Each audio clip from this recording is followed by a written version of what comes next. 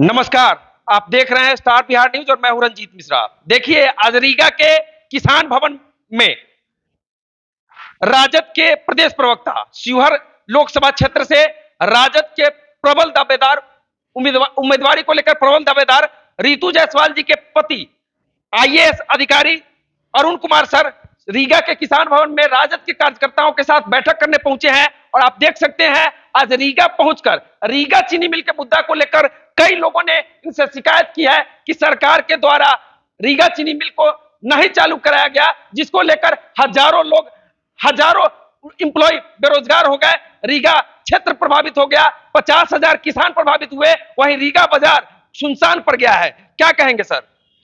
आपके कार्यकर्ता आपसे मांग कर रहे हैं कि रीगा चीनी मिल चालू हो, किसान बर्बाद हो गया, रीगा बाजार सुनसान हो गया और हजारों लोग बेरोजगार। देखिए, रीगा क्षेत्र के एक प्रभावित व्यक्ति मैं भी हूँ। मेरे पिताजी किसान थे। 12 बीघा खेत में ईख की खेती होती थी, और जब ईख की खेती होती थी तो सब लोग होता था कि कहाँ जा रहा है, तो रीगा जा रहा है। तो बैलगाड़ी में वो पूरा चीनी यहाँ आता था, पूरा ईख यहाँ आता था। और जब मैं बाद में आईएएस की परीक्षा पास किया, तब मैंने समझा कि चीनी मिल कितना बड़ा रोजगार का साधन था। मैं इससे पहले भी रीगा आ चुका हूँ, चूंकि मेरा बगल का क्षेत्र है। हमारे यहाँ का भी खेत का जो था, ईख था, यहीं आता था। आज हमारे क्षेत्र में ईख की खेती लोग करना बंद कर दिया है। हमारे किसान जो है वो अब दूसरी खेती की ओर जा रहे हैं। और ईख की खेती से हम लोग को ये फायदा होता था कि लड़की की शादी करनी है, कोई यज्ञ प्रयोजन करना है, तो पैसा एक मुश्त मिलता। नकदी फसल कहा जाता, नकदी फसल था और हर समय पैसे की जरूरत होती थी। चीनी मिल बहुत बड़ा सहारा होता था। और सबसे बड़ी बात है, 10,000 लोगों को यहाँ पर रोजगार मिला हुआ था। और आज 2020 में ये चीनी मिल बंद हो गया। क्यों बंद हुआ? अकर्मण्यता के कारण। और उसके बाद ये मामला गया एनसीएलटी में, नेशनल कंपनी लॉ ट्रिब्यूनल में, जिसमें कि केंद्र सरकार की पूरी योगदान रहता, पूरी सहभागिता रहती है, और उसको लटका दिया गया। बीच में आलोक मेहता जी एक आए थे, जो गन्ता मंत्री थे। उन्होंने थोड़ा सा सुगबुगाहट दिखा, एकाएक सरकार फिर बदल गई। फिर अभी सुनने में आया है कि नहीं, इथेनॉल उथेनॉल का होगा। अब इथेनॉल में एम्प्लॉयमेंट जनरेशन ज़्यादा होता नहीं है। और हमारा काम क्या, सरकार बनती क्यों? सरकार बनती है रोजगार देने के लिए। सरकार का मुख्य काम है रोजगार देना, ताकि गरीबों का भला हो, लोग के घर में एम्प्लॉयमेंट आए। ये 10,000 लोग जो है एम्प्लॉय, तो कहाँ जाएंगे? वो हजारों एकड़ जिसमें ईख की खेती होती थी। 50,000 किसान इससे जुड़े। 50,000 किसान, सोचिए, 50,000 किसान, हजारों मतलब लाखों एकड़ कह सकते हैं। वो लोग के सामने अब विकल्प क्या है? भाई, ये जगह महाराष्ट्र नहीं, जब महाराष्ट्र में चीनी हो सकता है जहाँ की बारिश नहीं है, और आपको पता है कि ईख के खेत में सबसे ज्यादा बारिश की जरूरत है, इस क्षेत्र में पानी बहुत है, तब जाके यहाँ के पर जो चीनी के लिए उपयुक्त जगह है, यहाँ के किसान कहाँ जाएंगे? ये समस्या बहुत बड़ी है, और इस समस्या के लिए जितनी आवाज उठाई जाए वो कम है। मजबूती से, पुरजोर से हमें ये करना होगा, नीतिगत व्यवस्था करनी होगी।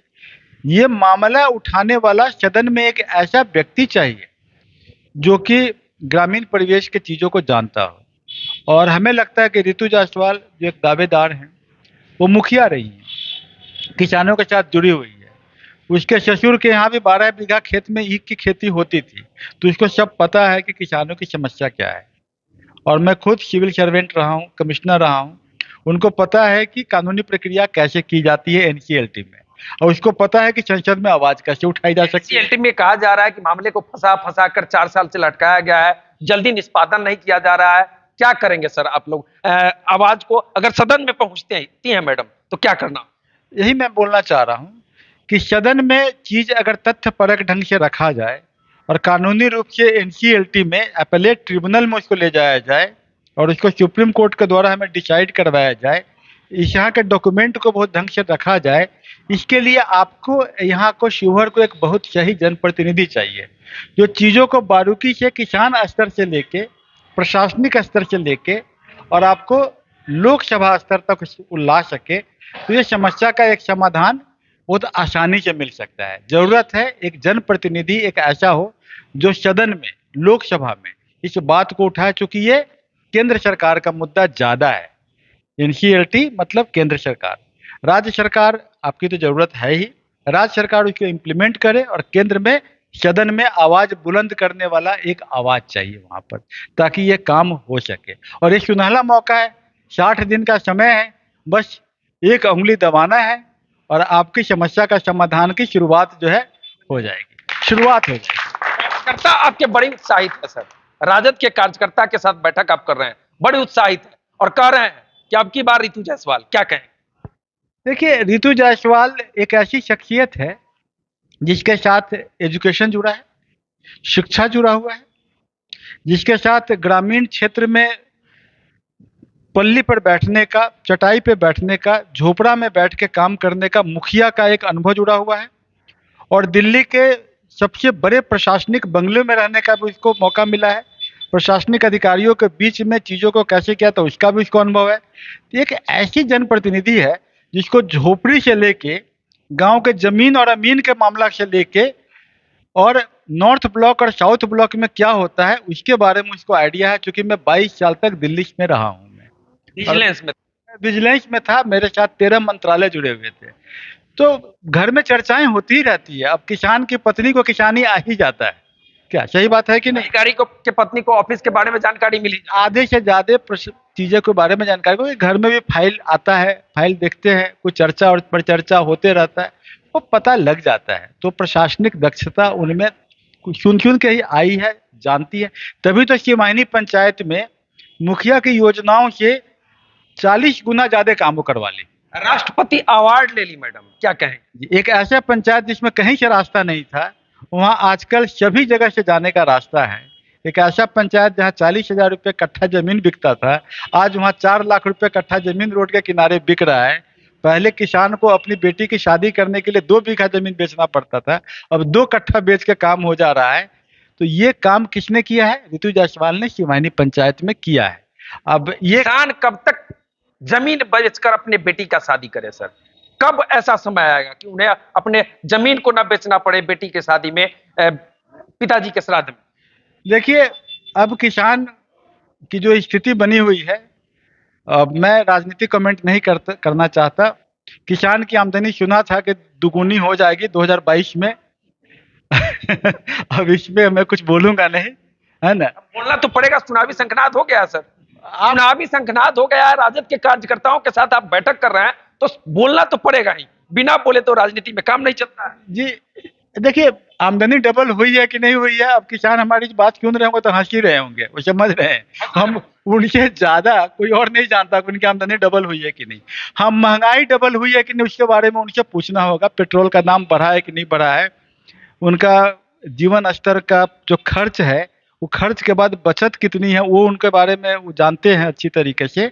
जनता से ज्यादा होशियार न हम है न कोई है। जिसको अनुभव होता है ना, वही बुद्धि है, वही ज्ञान, उनको अनुभव है कि हम ये जिनके बारे में कह रहे हैं वे तो कह रहे हैं कि 4 महीने पर हम 2000 सम्मान निधि किसानों के खाते में भेज रहे हैं। भाई एक बात कहें, 4000 सम्मान निधि आप न भेजिए, 2000 सम्मान निधि आप न भेजिए। हमारा एक जो ये है ना, क्या मिनिमम सपोर्ट प्राइस, न्यूनतम समर्थन मूल्य, उसको संवैधानिक दर्जा दे दीजिए ना। बहुत बहुत हम हमेशा आपके लिए ही मरते रहेंगे, क्योंकि हमारा 22 फसल होता है न्यूनतम समर्थन मूल्य में, उसको आप दे दीजिए। और एफआरपी जो ईख का है वो सही टाइम पे हमको दे दीजिए और हमारा ईख को जिला दीजिए। हम रीगा मिल वाले जो है आपको हमेशा आपको याद करते रहेंगे। और हम 2020 से 2024 हो गया, हम मर रहे हैं और हमको ऑक्सीजन भी नहीं मिल रहा है।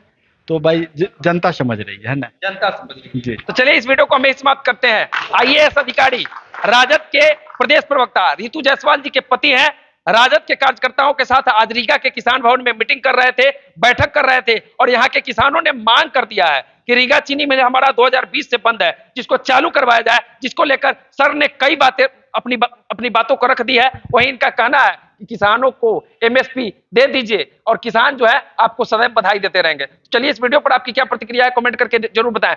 सर हमसे जुड़ने के लिए धन्यवाद। बहुत बहुत धन्यवाद और आप सबों को बहुत बहुत नमस्कार। तो इस वीडियो पर आपकी क्या प्रतिक्रिया कमेंट करके बता सकते हैं। इस वीडियो को फेसबुक के माध्यम से देख रहे हैं तो पेज को लाइक एवं फॉलो कीजिएगा। यूट्यूब पर देख रहे हैं तो चैनल को सब्सक्राइब कीजिएगा। वीडियो पसंद आए तो शेयर कीजिएगा। बहुत बहुत धन्यवाद।